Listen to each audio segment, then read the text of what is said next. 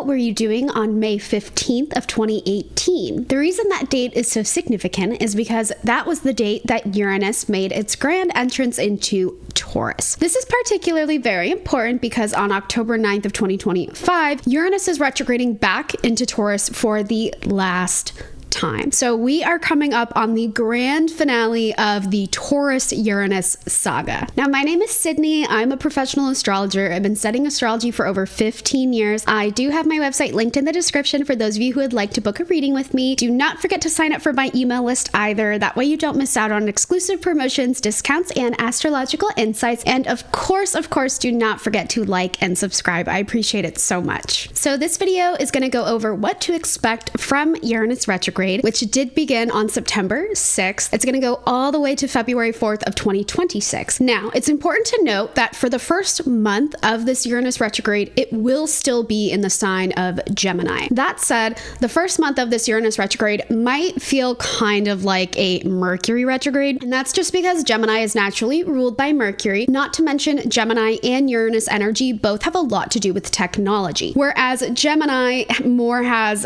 to do with technology that allows us to communicate, like a telephone. Uranus has more to do with technology that promotes societal progression and advancement. So like an MRI machine, you know what I mean? I think those are good examples to kind of, differentiate between what these two celestial energies bring to the table when it comes to technology. So that said, don't be surprised if technology is kind of wonky during the month of September. Like I said, it really might feel like a Mercury retrograde, okay? Now, people from the past might be coming back into your life, especially depending on where this Uranus retrograde is transiting for you. So for example, if it's moving through your 7th house, this can definitely note people from the past coming back. If it's moving through your 11th house, this could note an old friend, coming back into your life that you haven't seen in forever. That can even note crossing paths with an old employer or an old coworker. If you have Uranus retrograde transiting the 5th house, that could definitely note an ex coming back from the past. So don't be surprised if you see some familiar faces that you haven't seen in a very long time. I also want to say, because Uranus has so much to do with our platonic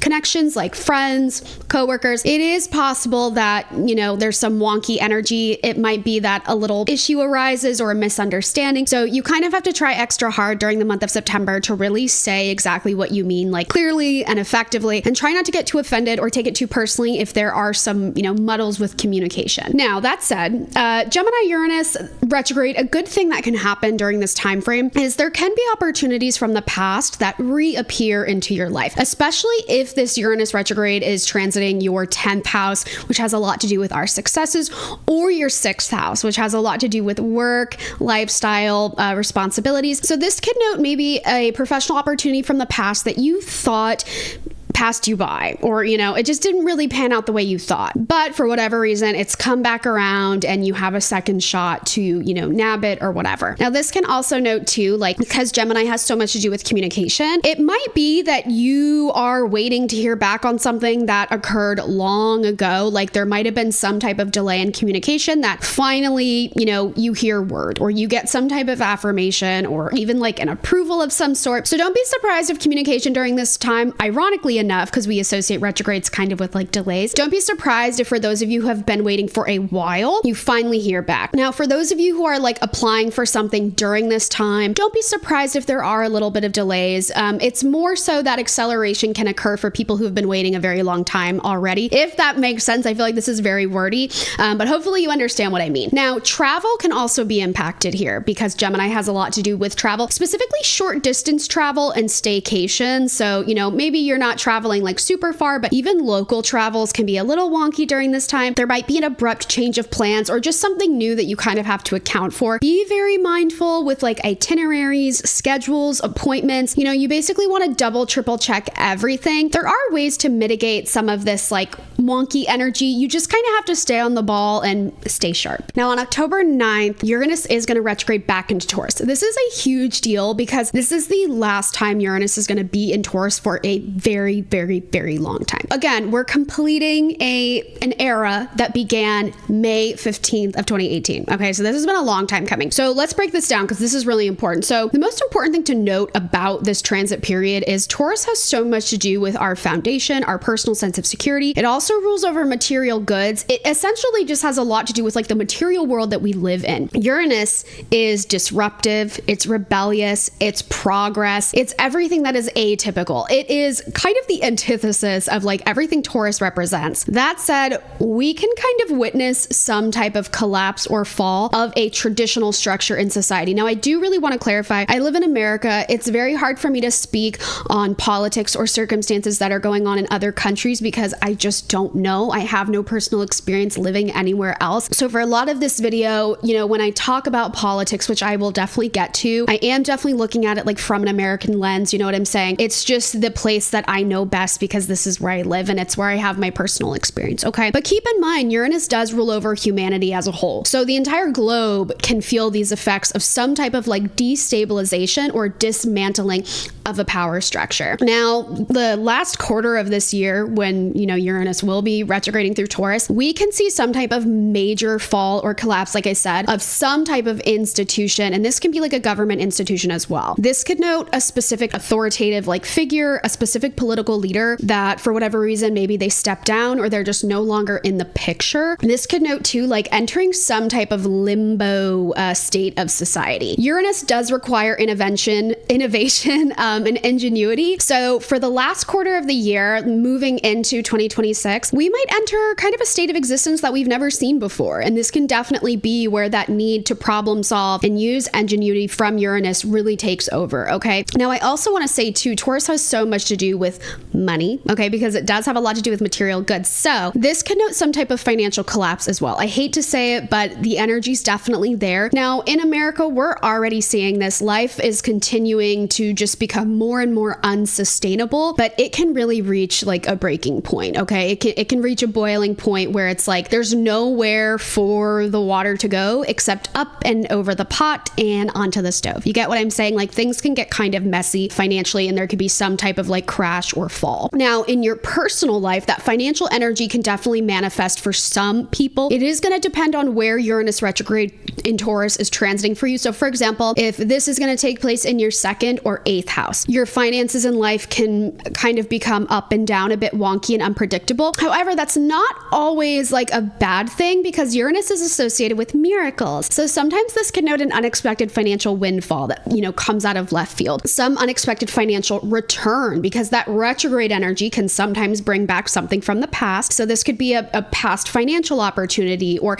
maybe before you were passed up for a promotion, but now you finally get it, like things like that. So it's not always an unfavorable energy with finances. Sometimes it really is about getting what you finally deserve. Now, another way that this material energy of Taurus can manifest when associated with Uranus retrograde is there can be some type of environmental messiness. So what I mean by that is this last quarter of the year, we might see more environmental disasters. This is another thing that I don't like to say, but it is very possible when you add all the energy up, Uranus being very disruptive and shocking, and it does have a lot to do with science and the environment and like taking care of the environment. Taurus, which deals in the material, and Taurus being such a fixed sign, it can definitely note this point of tension and rage and just this kind of, again, there's like a boiling point that finally bubbles over. So this connotes some type of environmental, climate related, you know, mess essentially. So you do want to be very mindful, and this is really going to depend on like where you live in the world, what kind of climate you're used to experiencing, but it can just kind of become a hot topic for sure. Now, I do also want to say that going back to like that potential for some type of collapse of a sense of tradition, Uranus has a lot to do because it's with humanity. It does have a lot to do with like humanitarian efforts. It's a rebellious planet. It defies the norm. It wants societal progress. So something really good about the last quarter of the year is Uranus retrograde in Taurus does present the opportunity for the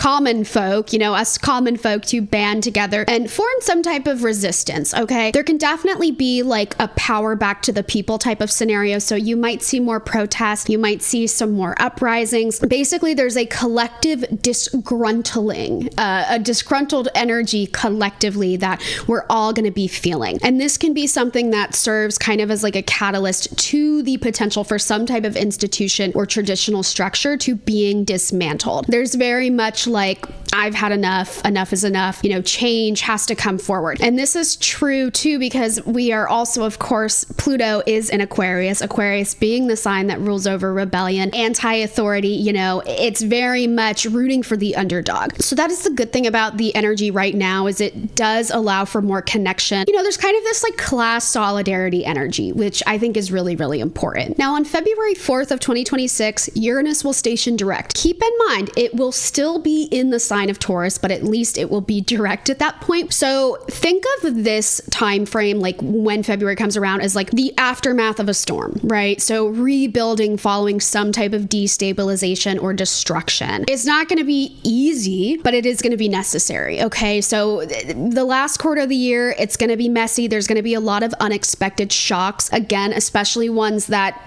create this sense of like insecurity, like, oh my gosh, what's happening now? And this can come as a result of, again, like I said, certain political figures stepping down, certain political figures no longer really being in the equation. In some cases, this connotes some type of repeal when it comes to certain laws, especially anything that was founded or created back in May of 2018. So we can see some reversal of certain things that have been set in stone since then, or even things that have been set in stone since the last time Uranus was in Taurus, okay? So the energy for the last quarter of the year can be very unpredictable, very up in the air, and there is this unsustainability factor to the energy as well. So there can be a lot of stop and go, a lot of delays when it comes to progress. So things can feel very weird, okay? But come February 4th, we should all have a better understanding of like where the energy is going and what's going to happen next. Now on April 25th of 2026, that is when Uranus will finally re-enter Gemini. And that's a wrap for the Uranus-Taurus saga. Like that's it, okay? Once Uranus enters Gemini, it's going to be in that sign for the next 7 or so years. So this is really going to bring an emphasis to technology, communication, togetherness, like how we all kind of band together, because Gemini has so much to do with communication and socialization. Now, of course, things are going to be really weird. There's going to be like a blurring of fact and fiction. This new uprising in like AI is definitely going to require an adjustment period. We're probably going to see the creation of new laws in order to kind of protect the world like from any damage that AI can do. But it is going to be kind of a dystopian, bizarre time frame when Uranus does re-enter Gemini. So I hope that makes sense. And you know what? I want to say too, going off of how we are kind of entering this weird, bizarre technology time, it's almost like Uranus's last few months in Taurus is us kind of reckoning with that, or kind of, stepping away from certain traditions we've come to know, because we understand that it's no longer going to be that way. And part of that is it just was never sustainable in the first place. But there's also this kind of solemn feeling, because in a political scope, there's this feeling that things were never sustainable to begin with. But when it comes to like other forms of tradition and other things that we consider familiar, like the environment, that's another one where it's like, okay, the way we treat the environment is not sustainable. What do we do now? We're left kind of trying to figure out like how to rebuild and how to innovate and create new ways, new modes of existence that can hopefully repair and rewind time a little bit to fix any destruction made by humans, if that makes sense. So it's going to be an intense time. It's not all doom and gloom though. There are a lot of benefits that can come from this time period. Again, it gives us all a chance to band together. It does allow for some resistance and opposition, which I think is important for social progress. So it all kind of is part of the bigger picture, essentially. Okay, let me know in the comments what you think. Are you excited for this retrograde period? Are you nervous? Let me know what you're thinking. And of course, don't forget to like and subscribe. I appreciate it so, so much. And last but certainly not least, again, I have my website in the description for those of you who would like to book a reading with me. And don't forget to sign up for my email list. Mwah!